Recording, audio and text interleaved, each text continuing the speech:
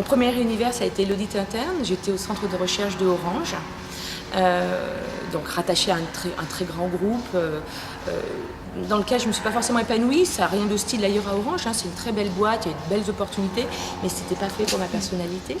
Et puis j'ai eu assez rapidement des enfants, je voulais les avoir jeunes, et j'ai décidé de m'arrêter parce que je ne me voyais pas à temps partiel et j'avais envie vraiment de consacrer à eux quelques années et de me reconvertir. Je savais que je voulais trouver quelque chose de plus créatif. Et donc après mon deuxième enfant, je me suis arrêtée. J'ai attendu que ma troisième rentre à l'école et j'ai démarré une formation à l'école Boulle, puisque j'étais encore en région parisienne. C'était une école moi, qui me faisait rêver, hein, en arts appliqués, et j'ai pu le faire au Greta des arts appliqués à l'école Boulle, une formation en décoration d'intérieur. À une époque d'ailleurs, on ne parlait pas du tout de décoration à la télévision. Et j'ai énormément de plaisir et à la formation et à travailler dans ce secteur-là après. Et j'ai exercé pendant une dizaine d'années à Paris, puis à Grenoble. Et puis on est rentré sur la région grenobloise parce que moi la région parisienne c'était bien mais c'était pas mon monde. Et j'ai exercé encore quelques années ici. Et puis je faisais de l'avion et un jour un coup de folie, je pense que je sais pas, j'ai pas vu la foudre passer ou mais quelque chose.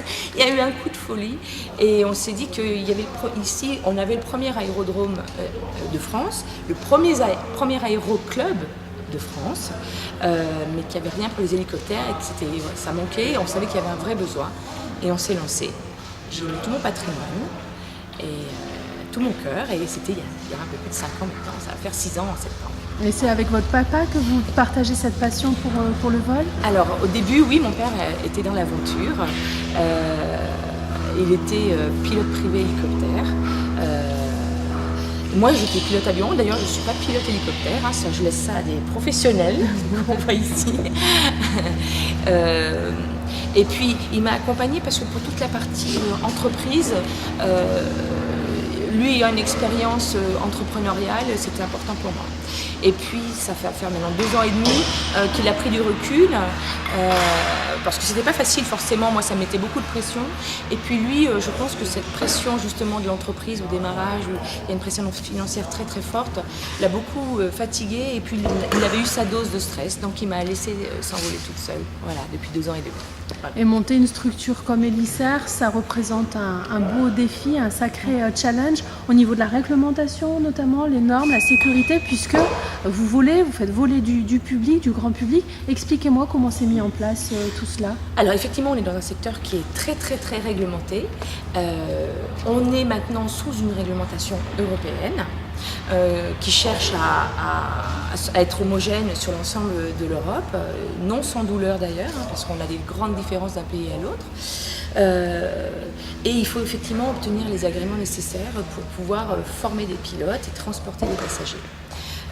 C'est très exigeant, mais ça fait aussi la sécurité. Donc on peut voir ça comme quelque chose de très pénible. Ça a souvent du sens. La difficulté pour nous, par contre, c'est que c'est une réglementation qui est inspirée de l'avion et d'Air France. Donc c'est parfois un peu frustrant d'être obligé de subir une réglementation qui a été faite pour Air France, alors que nous, nous sommes des hélicoptères et tout petits. Voilà. Ça. Mais donc ça demande beaucoup d'énergie, ça coûte de l'argent, hein, puisqu'il faut avoir des agréments, il faut vous adresser à des professionnels. Et c'est ce qui fait qu'aujourd'hui l'aéronautique est de plus en plus chère. Vous avez su garder le cap. Alors avant de parler d'Hélicer et que vous puissiez nous présenter votre activité au jour le jour, ça serait peut-être de revenir sur votre premier vol. Je crois que la date d'octobre 2003 est gravée dans votre mémoire. Quels souvenirs, quelles sensations gardez-vous de ce premier vol en autonomie, hein, c'est ouais, ça, vol vous aviez solo. les commandes. Le vol solo, ça fait partie de la formation de tout pilote, avion ou hélicoptère, hein, même ULM d'ailleurs. Je regarde à l'extérieur parce que j'ai encore cette vue du coucher du soleil, c'était à 18h30, donc en octobre, donc on avait le soleil encore, mais en coucher du soleil. C'est un moment de stress extrêmement élevé, parce que si jamais il y a un problème, si vous ne le sentez pas, vous ne mettez pas sur le bas-côté, quoi, hein. Il va falloir ramener l'avion. Mais c'est un moment d'émotion très fort, et puis c'est vraiment une école d'apprentissage, hein. On apprend beaucoup sur soi-même, c'est une école de la rigueur, et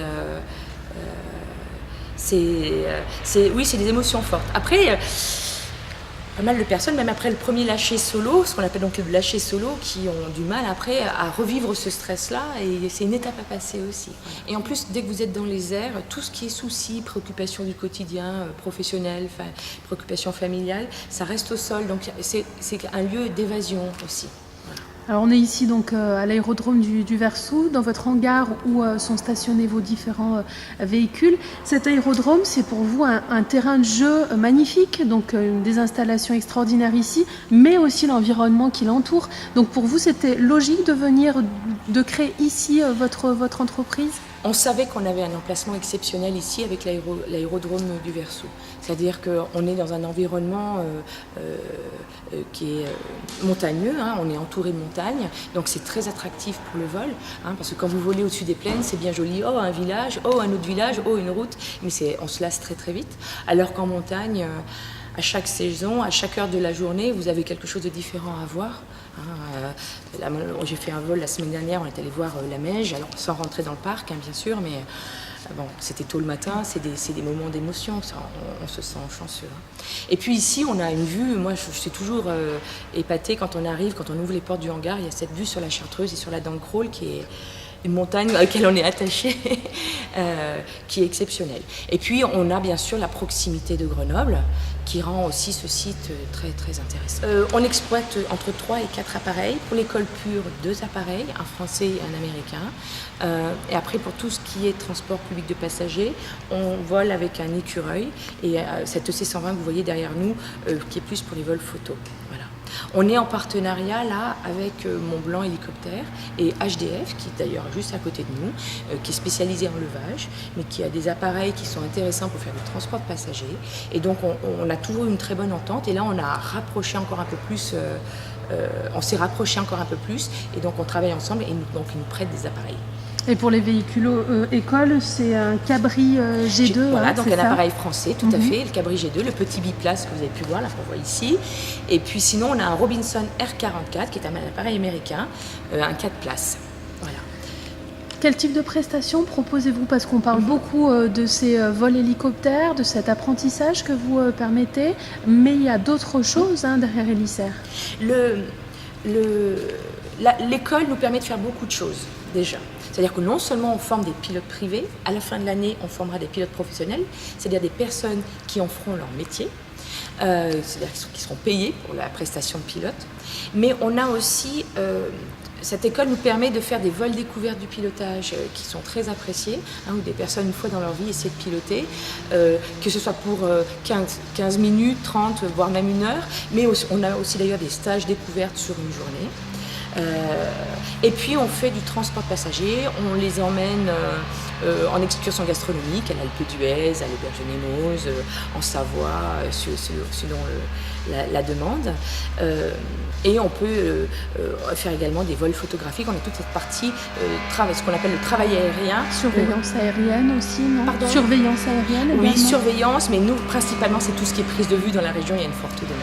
Vous transportez des hommes d'affaires qui vous demandent Oui, ça peut arriver, oui, tout à fait. Tout à fait. Je vous donne un exemple de vol qui a été fait la semaine dernière. D'ailleurs fait un peu organisé rapidement puisqu'il y avait eu un problème sur un autre appareil, c'est pour ça qu'on nous a demandé de le faire. Départ de Saint-Joire, emmener les personnes dans le sud de la France dans un grand hôtel, puisque c'était les propriétaires en fait du groupe, les ramener à Genève et rentrer ici. Un décollage à 13h30 je crois, et l'hélicoptère est rentré à 20h. Et donc vous pouvez avoir des demandes effectivement assez différentes. Et puis il faut être très très réactif. Le tout dans une réglementation qui est très stricte et qui laisse un espace de travail qui est parfois assez restreint. Donc il faut toujours être très lucide sur ce qu'on peut faire et ne pas faire. Et savoir dire non, d'ailleurs. Vous dites, Frédéric, qu'il faut croire en ses rêves. Pour vous, ça a vraiment porté ses fruits. Est-ce que vous avez d'autres rêves? Alors moi, il y a toujours un rêve qui m'a guidée, qui est assez audacieux, mais c'était d'être reconnue comme la meilleure école de France. Alors on n'est pas très nombreux, mais c'est-à-dire que moi, ce qui m'a toujours guidée, c'est le goût du travail bien fait, vraiment faire quelque chose de qualitatif. Ça paraissait nécessaire parce que quand vous faites de la qualité en aéronautique, vous faites de la sécurité. Voilà. Et donc c'était pour aussi moi pouvoir dormir sereinement en me disant on était une école qui formait très très bien les personnes. Donc, je suis toujours guidée par ce rêve-là et je sais que c'était un long chemin, c'est-à-dire j'ai toujours une vision 10-15 ans, et que ça prendrait 10-15 ans, et donc qu'il fallait être tenace et puis garder le plaisir et le fun au quotidien.